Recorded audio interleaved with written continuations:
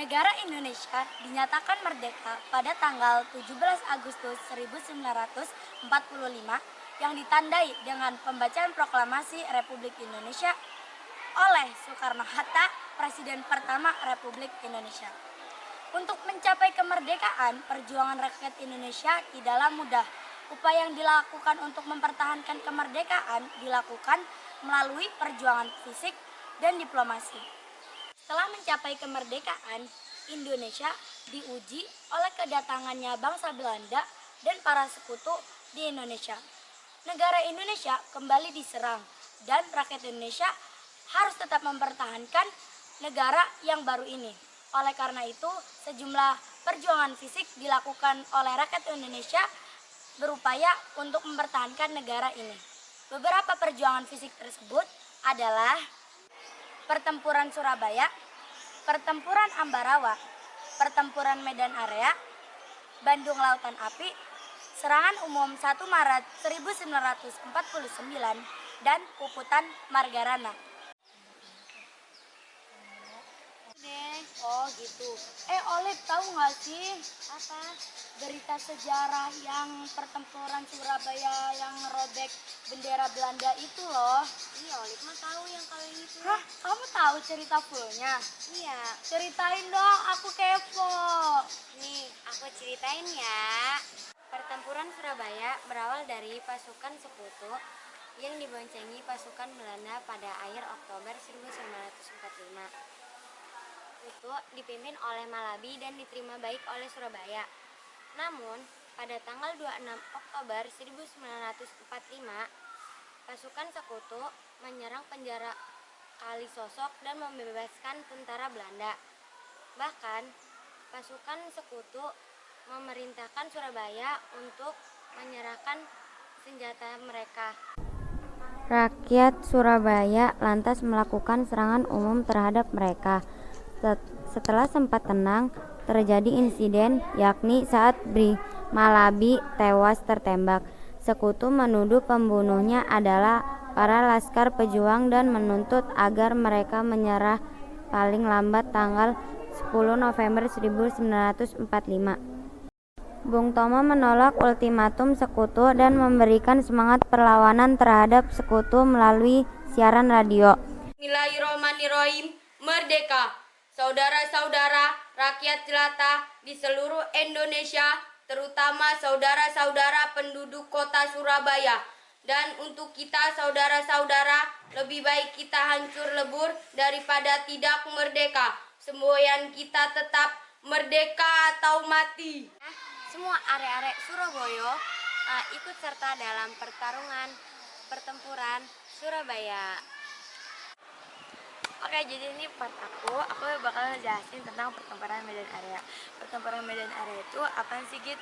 Nah, jadi tepatnya pada tahun 1945, beberapa bulan setelah Indonesia merdeka, itu sekutu datang ke Medan, dibonceng sama Nca buat mengambil alih kota Medan, buat menguasai Medan. Nah, terus karena niat jeleknya sekutu itu, akhirnya sekutu tuh melakukan pertempuran menyerang kota Medan hingga terjadilah pertempuran di darat, tapi juga di sana dari atas kita pakai semacam senjata artileri ya, semacam itulah. Nah, terus akhirnya Medan tuh kalah telak juga karena kurangnya militer kota Medan. Akhirnya pada bulan April tahun 1946, Medan berhasil dikuasai oleh sekutu.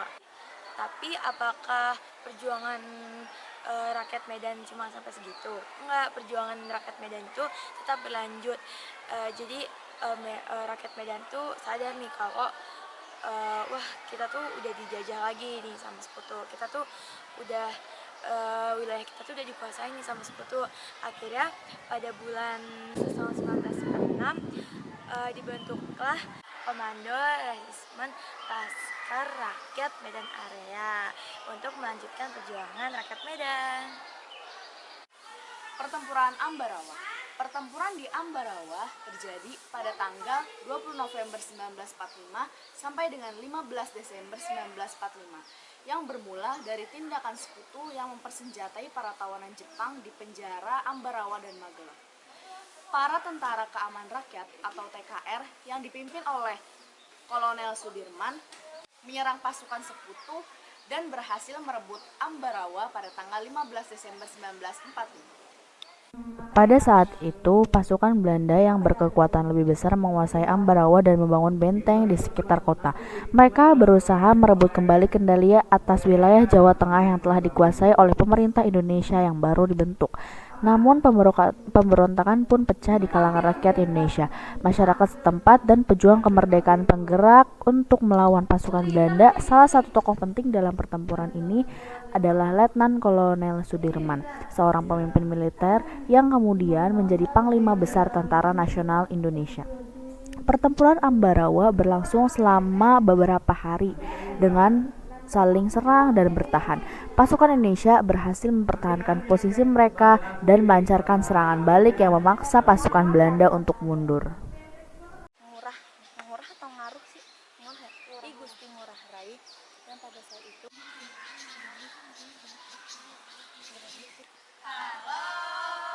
Halo Bandung, ibu kota periangan. Halo Bandung, kota kenang-kenangan. Hai guys. Hai Kalian tadi nyanyi lagu apa? Lagu Halo Bandung. Oh, lagu Halo Bandung. Iya. Oh, kalian tahu nggak sih sejarah di balik lagu itu? Enggak. Sini, aku jelasin. Ayo sama jalan. Ayo, sini. Bandung Lautan Api. Pada Oktober 1945, pasukan sekutu memasuki wilayah Bandung dan menuntut rakyat Indonesia yang berada di wilayah Bandung untuk menyerahkan senjata rampasan dari Jepang. Pasukan sekutu mengultimatum rakyat Indonesia untuk segera menyerahkan senjata tersebut paling lambat tanggal 21 November 1945. Namun rakyat Indonesia pun tidak mengiyakannya.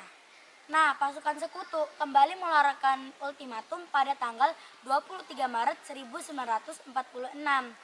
Nah, kali ini pasukan sekutu memerintahkan tentara rakyat Indonesia untuk segera mengosongkan seluruh wilayah Bandung. Dengan mempertimbangkan politik dan keselamatan, pemerintah Republik Indonesia kala itu memerintahkan TRI dan rakyat untuk mundur dan meninggalkan Bandung Selatan. Setelah mengungsikan rakyat, pejuang TRI membumi hanguskan Bandung Selatan. Peristiwa inilah yang dikenal sebagai Bandung Lautan Api 1946. Para pejuang juga tetap melakukan perlawanan gerilya sambil meninggalkan Bandung. Sasaran mereka adalah gudang-gudang mesium milik Nica yang dikuasai sekutu di Dayut Kolot, Bandung. Nah, itu sejarahnya. Ini serem banget ya, Ren. Lah, aku serem. Iya, kayak serem aja gitu loh. Bandungnya tuh kayak terselimuti oleh api. Iya sih, serem. Tapi itu perjuangan bangsa Indonesia banget. Iya, keren banget guys. Iya, keren banget. Penyebab Perang Puputan Margarana di Bali disebabkan oleh hasil perjanjian Linggarjati antara Belanda dan Indonesia. Isi dari perjanjian Linggarjati menyatakan bahwa negara Republik Indonesia hanya menjadi 3 bagian, yaitu Jawa, Sumatera, dan Madura. Bali yang mendengar hal seperti itu sangat kecewa. Pasalnya, Bali juga ingin menjadi negara Republik Indonesia. Warga Belanda diharuskan meninggalkan 3 tempat tersebut paling lambat tanggal 1 Januari 1946. Letkol I Gusti Ngurah Rai dan rekan-rekannya membentuk Tentara Keamanan Rakyat Sunda Kecil, di mana I Gusti Ngurah Rai menjadi komandannya. I Gusti Ngurah Rai bersama pasukannya kemudian bertekad melakukan perlawanan terhadap Belanda. Pada 18 November tahun 1946, markas pertahanan atau militer Belanda di Tabanan, Bali diserang secara habis-habisan. Hal ini membuat Belanda murka dan mengerahkan seluruh kekuatannya untuk mengepung Bali, khususnya Tabanan. Pun mengalami kekalahan, Ciung Wanara dan rakyat Bali bisa menjadi bukti bahwa mereka bisa sampai ke titik penghabisan tumpah darah. Video pembelajaran kali ini kita dapat mengetahui pengorbanan-pengorbanan pahlawan-pahlawan kita guys, sehingga kita dapat menikmatinya sekarang. Dan bagaimana cara kita menghargai pahlawan-pahlawan kita? Yang pertama, selalu menjaga persatuan dan kesatuan. Dan yang kedua, rajin belajar.